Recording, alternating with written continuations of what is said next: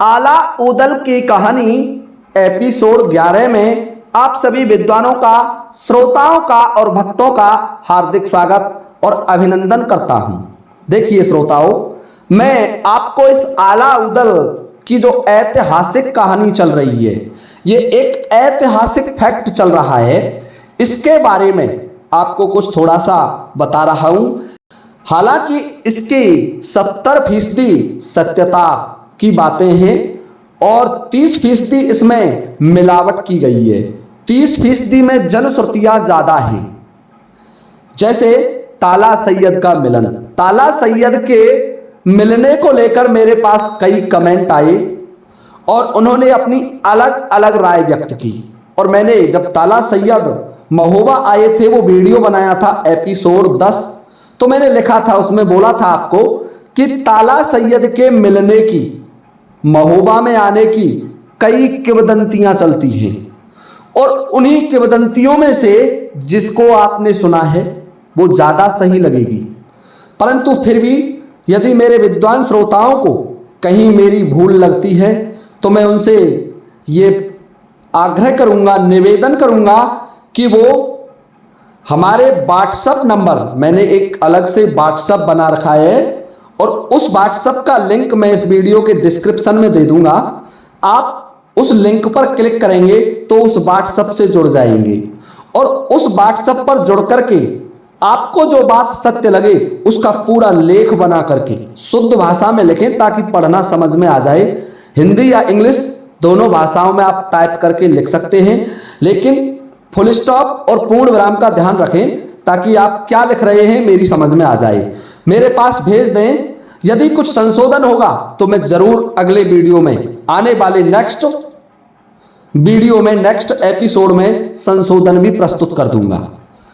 श्रोताओं, आज मेरे पास एक कमेंट आया है श्रीमान धर्मजीत यादव आगरा का, और वो एक प्रश्न पूछते हैं कि गुरुजी, क्या मल्हना जो राजा परमाल की पत्नी थी आलाखंड के अनुसार, क्या मल्हना ग्वालियर के राजा की पुत्री थी?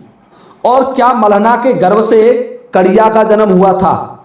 मेरा मार्गदर्शन करें, मैंने यही सुना है। तो देखिए श्रीमान धर्मजीत यादव जी, मैं इसके बारे में आपको बता दूं कि मल्हना राजा वासुदेव की पुत्री थी जो महोबा के ही राजा थे, और राजा परमाल ने महोबा पर आधिपत्य स्थापित किया था और उसकी पुत्री मल्हना से विवाह किया था, जो एक देवराज इंद्र की अप्सरा भी है। रही बात ग्वालियर नरेश की, तो ग्वालियर नरेश के इतिहास में हमको अलग से ग्वालियर का इतिहास पढ़ना पड़ेगा, उसकी हिस्ट्री पढ़नी पड़ेगी।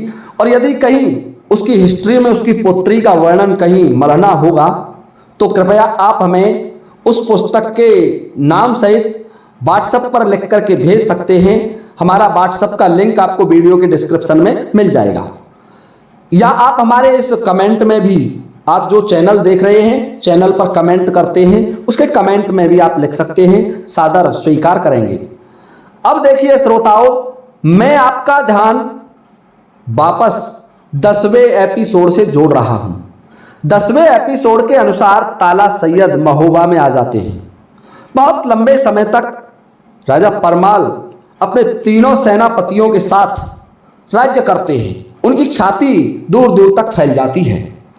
अब एक दिन की बात है कि राजा परमाल की जो रानी थी, परम सुंदर थी, परम सुंदर रानी मल्हना छत पर खड़ी होकर के अपने बाल सुखा रही थी, अपने केसों को सुखा रही थी।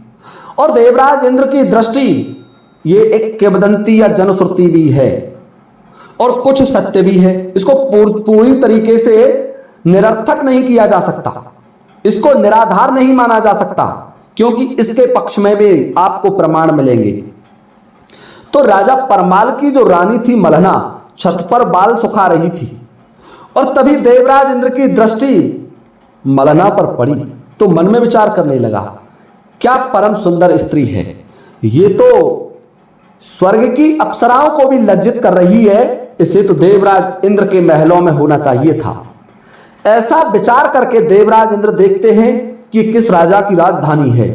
विचार किया तो तुरंत याद आ गया कि ये तो मेरी अप्सरा है मल्हना और मुझे राजा परमाल के पास चलना चाहिए। श्रोताओं, ये वर्णन आलाखंड में भी किया गया है।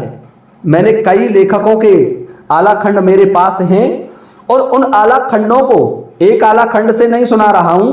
परमाल रासो आलाखंड और पृथ्वीराज रासो को भी साथ में लेकर के चल रहा हूं। कई ग्रंथों को पढ़ने के बाद जो उनका निचोड़ होता है, ताकि इस काल्पनिकता कम आए, कुछ वास्तविकता से रूबरू हो, उसको मैं इसमें ऐड करने की कोशिश करता हूं। तो देवराज इंद्र ने मन में विचार किया कि मुझे महाराज परमाल के दरबार में चलना चाहिए। ऐसा विचार करके देवराज इंद्र राजा परमाल के दरबार में आते हैं और जब एक देवता को राजा परमाल ने अपने दरबार में खड़ा देखा, बात देवताओं की आ रही है, तो देखिए श्रोताओं, ध्यान रखना कि आला को भी देवी ने साक्षात दर्शन दिए थे, यानी उस समय तक भक्ति साधना में ताकत थी, इसलिए देवगण दर्शन दे देते थे। तो देवराज इंद्र राजा परमाल के दरबार में आए और उस देव को देख करके राजा परमाल ने अपनी कुर्सी छोड़ दी, खड़े हो गए और कहने लगे, हे देव, आप कौन हैं और आपका यहां आगमन कैसे हुआ? तो देवराज इंद्र बोले, हे राजन, मैंने आपकी ख्याति सुनी और आपकी ख्याति को सुनकर के मैं आपके दर्शन करने के लिए चला आया। मैं देवताओं का अधिपति देवराज इंद्र हूं, मैं आपसे मित्रता करना चाहता हूं। राजा परमाल बोले, अहो भाग्यम, हे देवादि, हे देवताओं के अधिपति महाराज इंद्र, आपका स्वागत है। आप मेरे सिंहासन पर विराजमान हो। देवराज इंद्र का बड़ा स्वागत किया राजा परमाल ने और राजा परमाल की देवराज इंद्र से मित्रता हो जाती है। श्रोताओं, ऐसा वर्णन लिखा हुआ है। अब देवराज इंद्र राजा परमाल के यहां आना चाहते थे, क्योंकि देवराज इंद्र हमेशा कपट की चाल चलते थे। वो रानी मल्हना को देखने के लिए, रानी मल्हना से मिलने के लिए, रानी मल्हना में आसक्ति हो गई थी देवराज इंद्र की, उसको पाना चाहते थे मल्हना को, इसलिए राजा परमाल से मित्रता की। जब कई दिन राजा परमाल के दरबार में देवराज इंद्र आए, तो एक दिन देवराज इंद्र राजा परमाल से बोले कि राजन, मैं आपकी सेवा में 4 दिव्य वस्तुएं लेकर के आया हूं। ये मेरी मित्रता का धर्म है, मैं तुम्हें अर्पित करना चाहता हूं। राजा परमाल बोले, कहो महाराज, क्या है? कि राजन, मैं आपको एक बिजुलिया नामक खाड़ा आपकी सेवा में देता हूं। इस खाड़े की विशेषता है कि जिस योद्धा के हाथ में रहेगा वो अजय होगा, उसे कोई आसानी से नहीं जीत सकता, अचूक वार होगा इस खाड़े का। दूसरा, एक वज्र दिया देवराज इंद्र ने, अपने वज्र की फोटोकॉपी मान सकते हैं उसको, एक वज्र दिया, प्रति दी उस वज्र की। तीसरा दिया था पश्चावत हाथी। पश्चावत हाथी के बारे में कहा जाता है कि पश्चावत हाथी ऐरावत हाथी के समान गुणों वाला था और उसका पुत्र भी माना जाता है कहीं कहीं, किसी किसी पुस्तक में। और चौथी वस्तु थी पपैया बाज। एक पपैया नामक घोड़ा था, वो भी देवराज इंद्र ने भेंट किया था राजा परमाल को। राजा परमाल उन उपहारों को पाकर के बड़े प्रसन्न हुए और देवराज इंद्र से उनकी मित्रता हो गई। ये उनके मन में विचार आया, बड़े प्रसन्न होने लगे कि अब तो मेरी बैठक पृथ्वीलोक के राजाओं को छोड़ करके देवलोक के राजा भी मेरा सम्मान करने लग गए। मेरी मित्रता देवराज इंद्र से हो गई। परंतु देवराज इंद्र की चाल को नहीं काट पाए महाराज परमाल। देवराज इंद्र तो रानी मल्हना पर फिदा था। देखिए श्रोताओं, एक दिन की बात है कि रानी मल्हना पाठ पूजा करने के लिए अपना श्रृंगार कर रही थी, सुसज्जित हो रही थी, तैयार हो रही थी। और उसी समय देवराज इंद्र ने मौका मिलकर के देखा कि अब मौका है और राजा परमाल राजकाज में बैठे हुए हैं राज्यसभा में, इसलिए मुझे आज मौका उठाना चाहिए रानी मल्हना को पाने का। और रानी मल्हना को पाने के लिए देवराज इंद्र रानी मल्हना के कक्ष में राजा परमाल का वेश धारण करके पहुंच जाता है और रानी मल्हना से प्रणय की कामना करने लगा, आग्रह करने लगा। रानी मल्हना कहने लगी, महाराज आप बड़े धर्मात्मा हैं आप बड़े ईश्वर भक्त हैं और धर्म में रुचि है, फिर भी ये समय देखिए, क्या ये उचित है? मैं इस समय पाठ पूजा के लिए स्नान ध्यान करके तैयार हूं और आप मुझे किसी गलत चीज के लिए निवेदन कर रहे हो। आपको ये शोभा नहीं देता। देवराज इंद्र ने जब मल्हना की बात सुनी तो अपने असली रूप में आ गए और देवराज इंद्र को देख करके मल्हना कहने लगी, हे देवराज, तुम मेरा सतीत्व भंग करना चाहते हैं, मैं तुम्हारे हाथ जोड़ती हूं। देवराज इंद्र से निवेदन किया कि हे राजन, मैं तुमको बार बार प्रणाम करती हूं, बार बार हाथ जोड़ती हूं कि मैं एक सती स्त्री हूं, मेरे सतीत्व को भंग करने की कोशिश ना की जाए। देवराज इंद्र बड़ा लज्जित हुआ रानी मल्हना की बात सुन करके। रानी मल्हना ने देवराज इंद्र को बहुत धिक्कारा कि देवराज, तुम्हें जरा भी स्त्रियों का सतीत्व भंग करने में शर्म नहीं आती? तुम देवताओं के अधिपति हैं, क्या ये आपको शोभा देता है? हे देवताओं के अधिपति, यदि तुम मुझ पर प्रसन्न हो तो मुझे ये वरदान दीजिए कि मेरे गर्भ से एक तुम्हारे समान तेजस्वी पुत्र हो जाए। तो देखिए श्रोताओं, यहां लिखा हुआ है कि देवराज इंद्र ने रानी मल्हना को वरदान दिया था कि तुम्हारे गर्भ से एक बड़ा तेजस्वी बालक उत्पन्न होगा, ऐसा लिखा हुआ है। और देवराज इंद्र शर्मिंदा होकर के वापस इंद्रलोक को चले जाते हैं। श्रोताओं, उसी दौरान जिस समय देवराज इंद्र 10 से 15 दिन या महीना भी कह सकते हैं, जितने समय के लिए महाराज परमाल के दरबार में आया था, राजा परमाल के पास आया था, उसी समय देवराज इंद्र श्याम कर्ण घोड़े पर बैठ करके आता था। राजा परमाल के पास भी एक विशेष नस्ल की, जिस घोड़ी का नाम था चित्रंगी घोड़ी, चित्रंगी घोड़ी राजा परमाल के पास थी और देवराज इंद्र के पास श्याम कर्ण नामक घोड़ा था।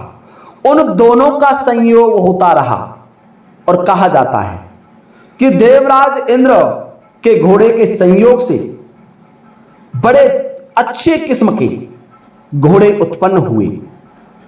यही घोड़े आगे चल करके बड़े नाम वाले घोड़ों में सम्मिलित हो गए।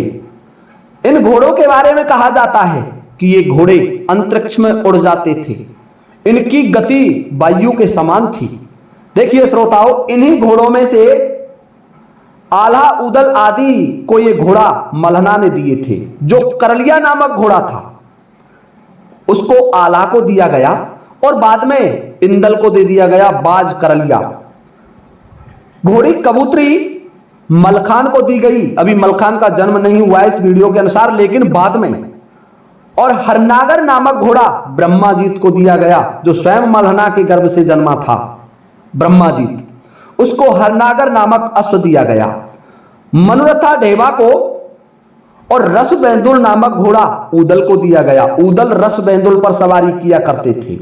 एक और साधारण घोड़ी के संयोग से भी 2 अति उत्तम किस्म की घोड़ियां उत्पन्न हुई। उनमें से एक घोड़ी मलखान के छोटे भाई सुल्के के पास थी, जिसका नाम सुलखान भी वर्णित है, और एक घोड़ी ब्रह्माजीत के छोटे भाई रंजित को दी गई। रंजित था ब्रह्माजीत का छोटा भाई। ये 7 बछेड़े हवा में बात करते थे, हवा के तरीके से उड़ते थे, बिजली के समान आकाश में उड़ जाते थे, ऐसा आला खंड में लिखा हुआ है। परंतु यह हो सकता है अतिशयोक्ति हो, घोड़े आकाश में नहीं उड़ सकते, परंतु जैसे महाराणा प्रताप के पास, मैं बात करता हूं आपको एक उदाहरण देकर के, महाराणा प्रताप के पास चेतक नामक एक घोड़ा था, आपने सुना होगा। चेतक की सूझबूझ से ही महाराणा प्रताप ने अनेकों युद्ध जीते। ठीक उसी प्रकार के घोड़े थे आला उदलों के पास, बड़े सूझबूझ वाले घोड़े थे।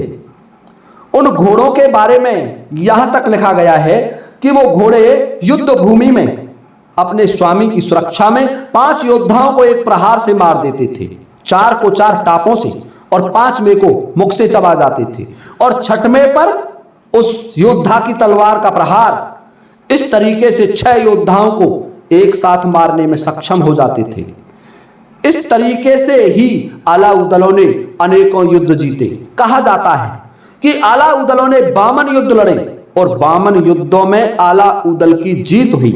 आला ऊदल ने इन्हीं घोड़ों के बल से 52 युद्ध जीते। उन्होंने अपने जीवन में 52 युद्ध लड़े, 52 गढ़ों को जीता, 52 गढ़ों पर विजय प्राप्त की, ऐसा लिखित है। जनश्रुतियों के अनुसार तो आला ऊदल की कहीं पराजय नहीं हुई, वीर गति को प्राप्त हो गए, लेकिन हार नहीं मानी, हारे ही नहीं। जिस रणभूमि में आला ऊदल अपनी तेग के साथ उतर जाते तो वहां के तिनके भी तेग बन जाते थे, ऐसी कहावतें प्रचलित हैं। तो देखिए श्रोताओं, वास्तव में आला ऊदल की जीत के पीछे उनके उन अच्छी किस्म के घोड़ों का भी योगदान था। हालांकि अंतरिक्ष में उड़ना एक हो सकता है काल्पनिकता हो, लेकिन वो आकाश में छलांग लगाने में सक्षम थे, लंबी लंबी छलांगें लगा जाते थे। और जब लंबी छलांग लगाने में घोड़े सक्षम होते हैं तो वो बड़ी अच्छी क्वालिटी के होते हैं। उन पर जो सवारी करता है योद्धा, वो अपने आप को सुरक्षित महसूस करता है, और इसीलिए आला ऊदल हमेशा युद्धों में जीते। देखते हैं श्रोताओं, आप देखते रहिए हमारे एपिसोड। आपको ये एपिसोड कैसे लग रहे हैं कृपया कमेंट करके जरूर बताएं। आपके कमेंट नहीं आते तो हमें ये पता नहीं चलता है कि आपको अच्छा लग रहा है या बुरा लग रहा है, कुछ संशोधन करना है, कृपया ये जरूर बताएं। आज बस यहीं मैं इस वीडियो को विराम देता हूं और नेक्स्ट भाग अगले वीडियो में लेकर के आपकी सेवा में उपस्थित हो जाऊंगा। तब तक के लिए आप सभी से लेता हूं अनुमति इस वीडियो को विराम देने की। इसी के साथ जय हिंद, जय भारत।